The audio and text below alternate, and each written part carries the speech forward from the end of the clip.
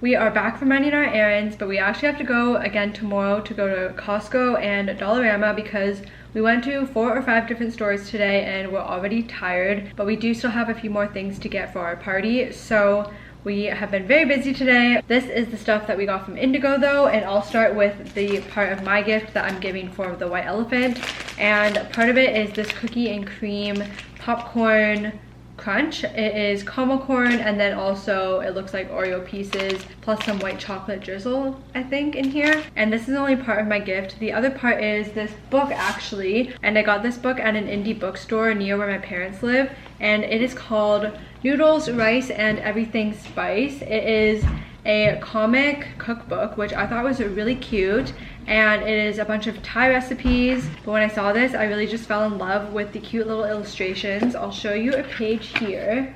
I kind of want to get one for myself even, and yeah, I hope that people like it. It's kind of hard to gauge people's interests or like what kind of items they would want for white elephant, but yeah, this is my gift. I feel like I would like it if I opened it.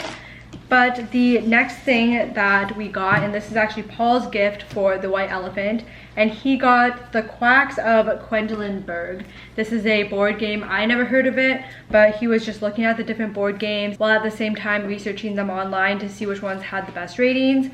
And this one had a pretty good rating and has a 4.4 out of 5 stars on Amazon, so hopefully whoever gets this one will also enjoy it, and maybe we'll even play it on that night. But it's kind of hard to like learn new games with a huge group of people too, because we have about 15 or more people coming. I can't remember exactly how many ended up RSVPing or whatever, but yeah, this is Paul's gift, and now we have to find some bags that will fit these items, so we'll have to do that tomorrow. And then I also found 2 books that I'm really excited for. The first one is Tress of the Emerald Sea. This is by Brandon Sanderson, and I've heard of Brandon Sanderson because he's really popular in the fantasy realm of books, so I'm really excited to give his work a shot. I haven't read any of his books yet, so I hope I like this one. I'm just going to quickly read the back here. Okay, so this is about a girl named Tress, and she lives on an island. She's pretty content there, it seems. She has a good friend named Charlie, but then her father decides that he wants to try to find a bride. So he leaves this island, and it just says here, disaster strikes. So I feel like the dad goes missing or something like that, and then she has to go and leave the island as well and find this sorceress called the Sorceress of the Deadly Midnight Sea. So then there's pirates, and she has to kind of choose between leaving her island, simple life, or she can leave and go on an adventure, which may be very dangerous and could also lead to death. So I feel like that sounds very interesting, and I hope to start this very soon in the new year. And then after that, I got Under the Oak Tree, and I was actually looking for this one online. I had it saved in my phone, but then when I looked it up on Indigo, it was $40, and I'm like, oh, that's so expensive. But when I got to the store, it was 30% off, so it was still pretty pricey, like $28. I think I got $12 off of that, but it has like beautiful edges. The first moment I saw you, I knew you would ruin me. I just thought it looked so nice with the edges and everything, and then of course the cover was just so beautiful. I think this is YA, and it says here it's volume 1. This is by Suji Kim, and I'm going to read at the back here. At the top though, it says most fairy tales end with a wedding and a happily ever after, but this is no fairy tale. This is about Lady Maximilian, and she is the daughter of a duke, but she's not really allowed outside of the castle because she has a stutter, and I guess it seems like her family kind of sucks and they don't want people to find that out. There's an arranged marriage here, and she's not really interested in the guy. His name is, what's his name? Sir Riften, and it says that he is kind of gruff. I feel like there'll probably be that grumpy sunshine trope in this, and they don't even really talk or anything after the wedding. Okay, after reading this, actually, I don't think it's YA. So after they got married, he goes to war, and then 3 years later, he comes back, and he's this war hero who is like highly sought after by other princesses and stuff. But he comes back and he still wants to be married to Maxie, I guess Maxie is what they call her, which she's kind of confused about because they didn't really talk, like I said before, and she figures now he has so many other options other than her. So it seems like it's mainly going to be about their romance together, and also maybe about Maxie finding herself as well. So I'm also really looking forward to this, and I'm super happy with these books that I picked up. I also got an Amazon gift card that I feel like I might get this one contemporary romance from there too, and it's called Ready or Not by Kara something. I can't remember exactly, but I can put a screenshot up here. So if that comes in the mail later this week, I'll show you guys that as well. But that is all I have for today. I think I'll do a little bit of editing of this video and then get dinner started. But tomorrow I'm really excited because I'll start my arc that I received, which I'll get into more detail tomorrow, but I'll see you guys then. Hey guys, it's been quite a few days since I last checked in. I felt under the weather for about a week, but now I'm starting to feel a little bit better. I probably still sound sick, so I'm sorry about that. But today I'm finally going to be starting my very first arc, and it is called The Blood That Divides Us, and it is by Marcelina Labou. She emailed me a few months ago asking if I would be willing to be an arc reader, and I was really excited about it, and of course I said yes. This is going to be officially released on January 25th, and I have the synopsis here that I'm going to read to you guys. All 17-year-old Alyssa Leclerc wants to do in life is get straight A's, attend an Ivy League college, and read her dark romance books in peace. But everyone hides something. Her secret just goes a bit deeper than the bruises and scars constantly appearing on her body. What doesn't help is the fact that her best friend hosts a true crime podcast, sprinkling even more violence into her life than she already has. Everything changes, however, on what should have been a regular Monday. A classmate is stabbed to death in the school bathroom.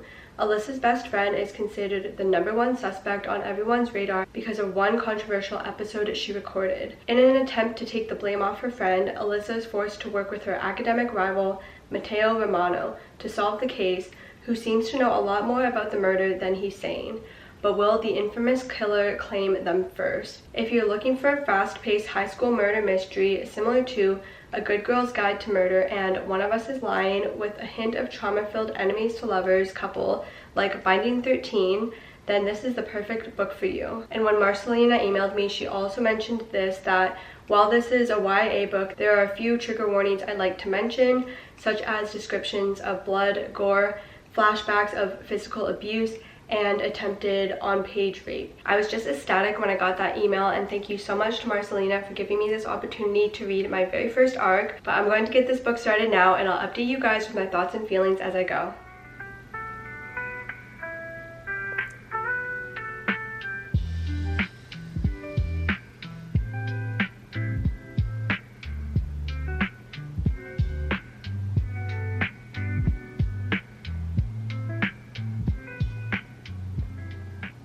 I'm now on chapter 15, 39% of the way through this book, and I will say there is a lot that I need to suspend my disbelief in this. There are a few different chapters. We have Alyssa's POV, that is the main character. We have this anonymous kind of creepy stalker POV who seems to be very interested and obsessed with Alyssa. And lastly, there's these podcast episode chapters, which Alyssa's best friend, Brooklyn, she is the host of this podcast that she runs. In terms of any potential romance in this, I'm really hoping that Matteo is not the love interest for Alyssa, because she even says that he has like ruined her life ever since she met him, and that he makes rumors up about her family situation, which is just crazy to me. And just like, why would you ever want to be involved with someone like that? Unfortunately, she actually has to work with him on a school project, so they have spent a little bit of time together, which I don't really like the interactions between the two of them, because he's very hot and cold with her. Like in public he'll make fun of her and belittle her and stuff, but then in private he'll be like flirty, and it seems like he's kind of maybe interested in her, but I just don't like that back and forth. But I really hope that Alyssa is smart enough to not fall for that. And in terms of the murder that happened at the school, that whole scene and everything was just very unbelievable, I found. And just the fact that all the kids went to the bathroom to see the body and like take pictures of it and stuff, I feel like the adults in that situation would have handled that way better and more secure, so that the students weren't literally getting into a fight in the actual crime scene and literally ruining that crime scene. Like, that just didn't even make sense to me. And then literally 1 hour after the whole crime even happened and the body was discovered, Brooklyn decides that it is the best time for her and Alyssa to film an episode about this whole crime with one of their classmates, which was just very disrespectful, I thought, which was interesting because she even says in this episode, she's like, please be respectful and like blah blah blah. Meanwhile, her and Alyssa are being extremely disrespectful because they're literally coming up with who they think are the suspects and who is the killer with very little proof of why they suspect the people that they're even talking about. Like, Brooklyn talks about this one teacher, and then Alyssa talks about another classmate who she thinks could be the killer, which she actually doesn't even believe. She just kind of made it up on the spot. So that whole thing was just very odd to me. But Brooklyn didn't publish it yet. She said she was going to publish it in the next few weeks or something. And then after it was filmed though and recorded, her and Alyssa got a threat by this stalker person saying that they are going to be next if they do end up publishing this podcast episode. So as you can probably tell, this story is pretty crazy and not exactly realistic. But how realistic can it be when it's teenagers trying to find out a crime anyway? So I'm kind of able to like separate that of being like, okay, it doesn't sound realistic, but honestly it's not going to be realistic anyway if it's like teenagers doing these like criminal investigations and whatnot. But other than the fact that I have to forget these characters are literally just 17 years old, I have been finding this to be very fast paced and easy to read. But I have been reading for the past almost 2 hours straight, so I feel like this has piqued my interest pretty well, and I do feel like I'm pretty engaged in the story. However, I do feel like some of the descriptions are stated quite bluntly rather than implied for the reader to figure out eventually.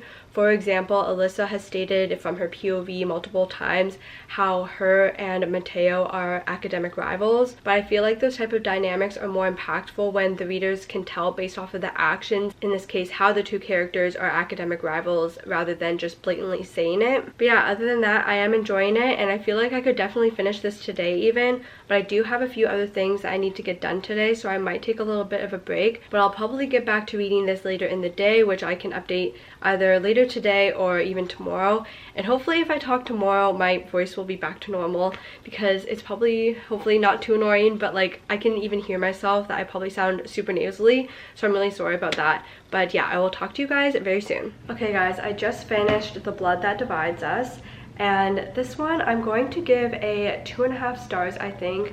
I really am proud of Marcelina. She's a teenage author. This is just her second book, so I definitely feel like her efforts need to be recognized. However, this book very quickly turned into, I would say, around the 70% mark, maybe even a little bit earlier than that. It turned into a dark romance slash mafia story, which I've never read that genre before. I just don't really have an interest in it.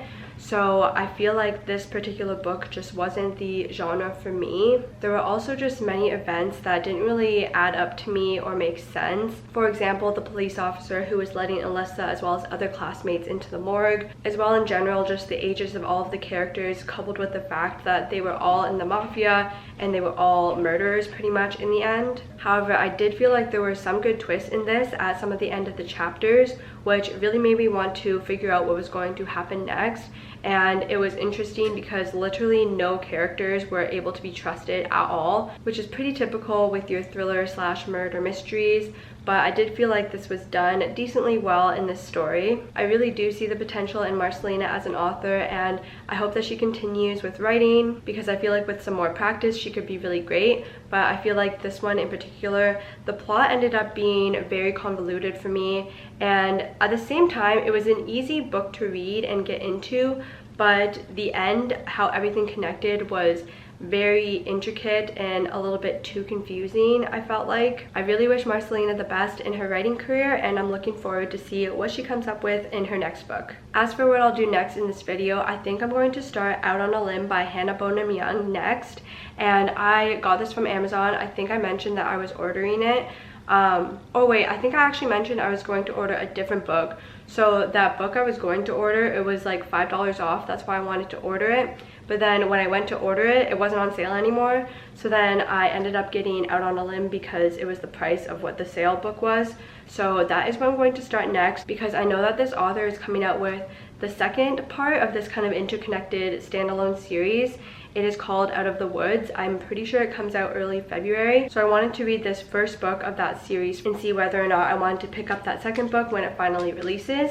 So I'm going to start that today, I think, and I will update you guys once I get a little bit into that. Before I get started with Out on a Limb, I thought it would be fun to show you some bookish things that I got for Christmas. The first thing that I got, I can't remember what I opened first, but I got this very cute book sleeve from my mom, and it is quite big, so it would hold like my big hardcovers and stuff. And then it has this front slip pocket for my Kindle or bookmarks or something like that. And then I got two bookmarks. This is the first one, which is space themed and has that like interesting texture to it that moves. I don't know what it's called. And then I also got this bookmark, just a pretty flower design. And this one actually opens up like this, so then you just attach it. I'll probably just use it like a normal bookmark though. And then I got this cute little sticker that says read more books. And lastly, I got Firefly Lane by Kristen Hanna, which was on my Christmas list, and I've heard just amazing things about this book. It's also a show on Netflix, which I have not seen yet. I do want to read the book first, but I'm kind of preparing myself because I know it's like very heart-wrenching and sad, I think. So yeah, those are the things I got for Christmas, book related, and I'm really excited about all of them. I'm excited to travel with my new case and use my new bookmarks. But yeah, I wanted to show you guys that before I get started with my next book. But now, like I said, I'm going to get started with this book, and it's not too long. I feel like it's like 361, it seems like. So I don't think it will take me too long to read this, but I'm really looking forward to it because it does have a trope that I I'm usually not a fan of, which is accidental pregnancy. So I'll give it a shot, get it started, and I'll check in very soon.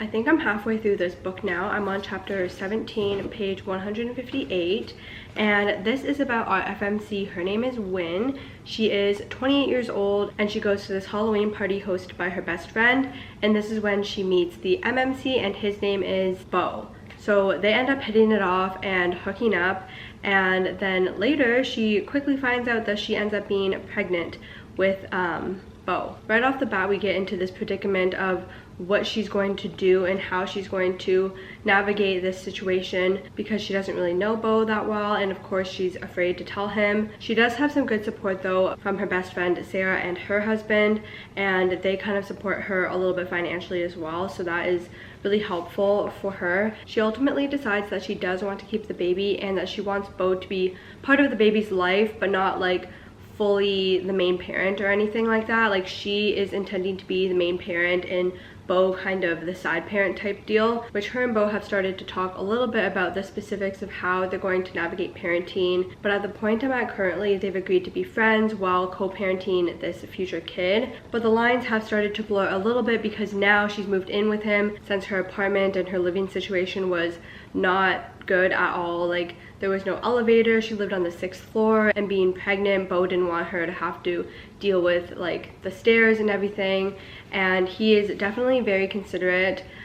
This is not a realistic story at all, I feel like, which some people may argue that reading is to kind of escape and it's not supposed to be realistic, and I feel like I'm the type of reader that can suspend my disbelief to a point, but sometimes things are just like too unrealistic that it's kind of hard to continue to read without being like, that really probably wouldn't happen in the real world. I personally wouldn't see this happening with any of my friends or anything, and just especially because her and Beau are complete strangers before she realized that she's pregnant, and then they have to co-parent and everything. So I feel like there's probably a high likelihood that you probably wouldn't like the person that you had just like a random one-night stand with. But this is a romance, so I know that they're going to end up together, and I really think that they are meant to be together, even despite the fact that they're currently only friends. I feel like right off the bat they were really able to understand one another, and I don't necessarily think it's only because they are both disabled either, but that definitely is an aspect that they both share and something that they can connect on. But even aside from that, you can tell as a reader that there's definitely a spark between them and that there's something special going on between the relationship. So I really have been enjoying this so far, despite my initial kind of doubt with this whole relationship and whatnot. However, I feel like the author is doing a good job of showing how just of a good person Beau is, and he is really dedicated to Wynn, and it's obvious that he will be dedicated to them as a family. So I'm looking forward to see how the rest of this plays out and seeing their relationship just continue to cultivate, I guess. I do hope that Wynn is able to fulfill her dreams of wanting to open her summer camp for disabled children, and hopefully Beau will be able to support and help her achieve this as well. Also, where I'm at in the book, she's very kind of skeptical about Beau's intentions, even though he's supposedly saying all the right things and is treating her well. She has had bad boyfriends, or specifically a bad boyfriend in the past, who also said the right things and did the right things at the start, but then he turned into like a huge monster. So she's kind of waiting for the other shoe to drop and waiting for things to go south, I feel like. So I think it will be surprising to her once she realizes that Beau actually has true intentions and good intentions to help her and be with her. So yeah, I'm going to continue with this, but so far so good. I have a feeling that this will be probably around a 4-star read for me, so I'm excited to continue. Okay guys, I'm almost done out on a limb, but I've also been listening to the audiobook of The Prison Healer, and I actually just finished this one this morning. This took me so long to read, listening to the audiobook at the same time as physically reading it at some point. It took me like over a month to finish. I thought I was going to DNF it at some point, but I ended up finishing it today. I think I'm going to give this one 3 stars. I felt like it was just kind of draggy and not too much was going on.